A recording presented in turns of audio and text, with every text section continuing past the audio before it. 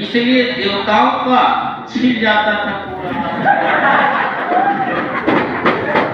अब देवता प्रभावित हुए और पहुंचे ब्रह्मा जी के पास।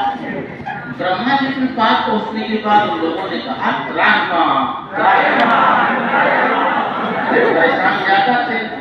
तो ब्रह्मा जी से पूछा गया क्या किया जाए। ब्रह्मा जी कोई ऐसा उपाय बताइए कि अगर इनसे राक्षसों से बचा जा सके। तो ब्रह्मा जी ने कहा कि एक क्षीर सागर और क्षीर सागर में छुपा है अमृत कलश। यदि उस अमृत कलश को बाहर निकाल लिया जाए और देवता पी पर राक्षसों को नहीं लेना है तो हमेशा के लिए क्या अमर हो जाएंगे, फिर राक्षस मार नहीं पाएंगे। अब ब्रह्मा जी से पूछा गया कि कैसे क्षीर सागर से अमृत निकलेगा। तो कहे ऐसे तो होगा नहीं, समुद्र का मंथन करना पड़ेगा क्षीर सागर का। तो कहा गया कैसे मंथन होगा। तो कहा गया कि एक मध्यांचल पर्वत था। सारे पर्वत नाम से पूछा गया है पेपर में। मध्यांचल पर्वत है, उसी से मथनी की तरह मथुरा से क्षीर सागर को तो मध्यांचल पर्वत लेके लोग पहुंचे। वहां से तो पहुंच गए लेकर के, परंतु मथने के लिए बड़ी सी रस्सी चाहिए, उसकी व्यवस्था होने लगी। तो विष्णु भगवान से पूछा गया कि क्या किया जाए। तो उन्होंने कहा नाग वासुकी को मैं आदेश देता हूँ, नाग वासुकी जाएगा समुद्र मंथन होगा उससे। अब नाग वासुकी गए। जब नाग वासुकी पहुंचे वहां तो ब्रह्मा जी ने देवताओं से कहा कि राक्षसों के पास दिमाग कम होता है। ऐसा व्यक्ति जो तत्काल फैसला ले वो राक्षस, जिसको बार बार गुस्सा आ जाए वह तो महाराक्षस। जो बड़ी सी बड़ी बात पे शांत रहे वही देवता है।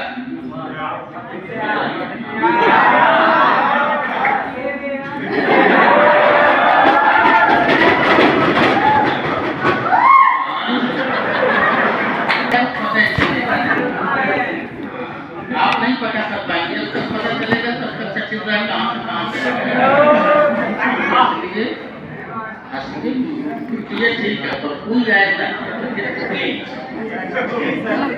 क्या हुआ, मध्यांचल पर्वत लेके चले गए, नाग वासुकी भी चले गए। अब कहा गया ब्रह्मा जी ने देवताओं को समझाया कि राक्षसों से यह कहना है कि देवता श्रेष्ठ है और जो श्रेष्ठ रहेगा वही फल की तरफ रहेगा, और जो गौण है यानी कमजोर है वह रहेगा पूंछ की तरफ। तो इंद्र भगवान ने कहा कि इससे क्या लाभ होगा। तो कहे नहीं जानते, वो राक्षस, उनके सोचने समझने की क्षमता कम है। जाके पहले कहो तो इंद्र भगवान गए और कहे कि देवता श्रेष्ठ है और फल की तरफ देवता रहेंगे।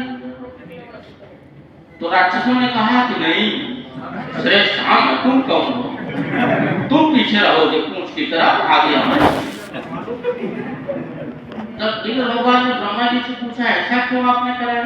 कहा जब नाग वासुकी को मथनी की तरफ रगड़ोगे तो वह छीलेंगे, दर्द होगा, वह विष फेंकेंगे, धन है विष फेंकेंगे तो उसमें कई राक्षस मर जाए। अमरता अभी किसी को मिली नहीं क्योंकि अभी अमृत तो उसी में, उसका लाभ देवताओं को होगा, राक्षसों की संख्या कम होगी। यह भी ठीक रहा। अब मथनी करने के लिए जैसे कि मध्यांचल पर्वत दब गया पूरा, फिर समस्या आ गई कि अब कैसे मथा जाए। तो विष्णु भगवान से कहा गया, तो विष्णु भगवान ने कच्छप अवतार दिया, एक अपना एक अवतार दिया कच्छप अवतार, और मध्यांचल पर्वत के नीचे बैठ गए ताकि आराम से उसे मथा जा सके। कच्छप के ऊपर मध्यांचल पर्वत और फिर नाग वासुकी और क्षीर सागर को मथा जाने लगा। कल्प वृक्ष निकला, सुंदरता का प्रतीक था। तो कहा गया कौन लेगा। तो कहे देवराज इंद्र की यह स्वर्ग में रहेगा, फाइनल हो गया कि स्वर्ग में रहेगा। इरावत हाथी निकला, तो कौन लेगा। कहे देवता राजा में, इसलिए मैं ही लूंगा। इरावत हाथी ले लिए, कल्प वृक्ष स्वर्ग चला गया। अभी राक्षस इंतजार में है कि कुछ बड़ा मिलेगा, छोटा छोटा इन लोगों को ले लो, दोनों ले।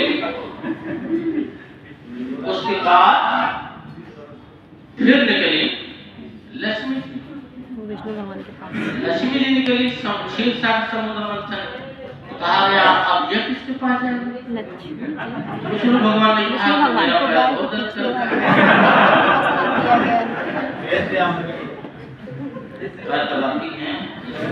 Yes sir.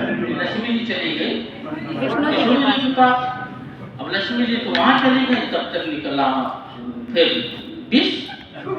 जब विष निकला तो लोगों ने विष्णु भगवान की तरफ से देखा, भाई ये भी आप ले लीजिए। उन्होंने कहा यह तो मैं नहीं ले सकता, ये शंकर भगवान के पास जाओ। तो शंकर भगवान ने विष पी लिया और कंठ में उनके पूरा विष है, इसीलिए उनका नाम पड़ गया नीलकंठ। नीलकंठ पड़ गया। सांप इसी में आकर के लपेट लिया। अब निकले धर्मंतरी, नाम पूछा जाता है कौन निकला? धर्मंतरी निकले। अब धर्मंतरी जब निकले उनके हाथ में एक कलश था, चमकता हुआ कलश। अब राक्षस को छोटी मोटी चीज पे ध्यान दे नहीं रहे थे, उनका एक जगह फोकस था बस, कैसे बकरसी है कैसे मारना, एक जगह एकदम पूरा फोकस था। जैसे धर्मंतरी निकले वैसे सांप की पूंछ छोड़ करके सब ये थन छोड़ करके दौड़ा। राक्षस जब तक समझ पाते तब तक धर्मंतरी को पकड़ लिए सब। एक तरफ से पकड़े इंद्र भगवान तब तक पहुंचे, दोनों मिलकर के छीना झपटी होने लगे। ढक्कन सही से बंद नहीं था और 4 बूंदे गिर गई। पहली बूंद गिरी प्रयागराज में पहली बूंद गिरी, फिर दौड़ाने लगे, फिर धर्मंतरी भागने लगे, फिर पहुंचे हरिद्वार, वहां पर गिर गए। फिर ऐसे दूसरे रास्ते पर भाग रहे थे, नासिक पहुंचे, गोदावरी नदी के किनारे, वहां एक बूंद गिर गई। फिर वापस आ रहे थे उज्जैन में जैसे चौथी बूंद गिरी तैसे लोग देवता परेशान हो गए, कहे कैसे तो पूरा गिर जाएगा तो पिए भी क्या। तब विष्णु भगवान ने मोहिनी अवतार लिया और कहा कि मैं पिलाता हूँ पिलाती हूँ। मोहिनी अवतार लेकर के जैसे पीने बैठे दोनों को अलग अलग बैठाया गया, कहा दोनों को बराबर बराबर मिलेगा। देवताओं की तरफ आते थे लोटा बदल जाता था और राक्षसों के पास आते थे तो लोटा बदल जाता था। राक्षसों में राहु केतु ने यह बात देख ली और राहु केतु देख लिए तो उसको रूप बदलने की कला आती थी। तुरंत देवताओं का रूप लेकर के साइड से आकर के बैठ गया। यह चंद्रमा सब देख रहे थे। जैसे वह अमृत पिया, अभी घूंट अंदर गई थी तब तक चंद्रमा चिल्ला उठे, यह राक्षस है, यह राक्षसवा। जैसे चिल्लाए वैसे विष्णु भगवान तुरंत मोहिनी रूप से बदल और बदलने के बाद चक्र उठाए और उसका गला काट पर अमृत तो जा चुका था। इसीलिए उसका जो सर था वो हमेशा के लिए अमर हो गया। धड़ तो खत्म हो गया, सर बचा, सर हंसने लगा और उसने कहा कि चंद्रमा मैं तो चला गया पर साल में एक बार तुमको खाऊंगा, इसका बदला हमेशा लूंगा। तो वही जो राहु केतु है वही जब चंद्रमा को खा जाता है तो होता है चंद्र ग्रहण।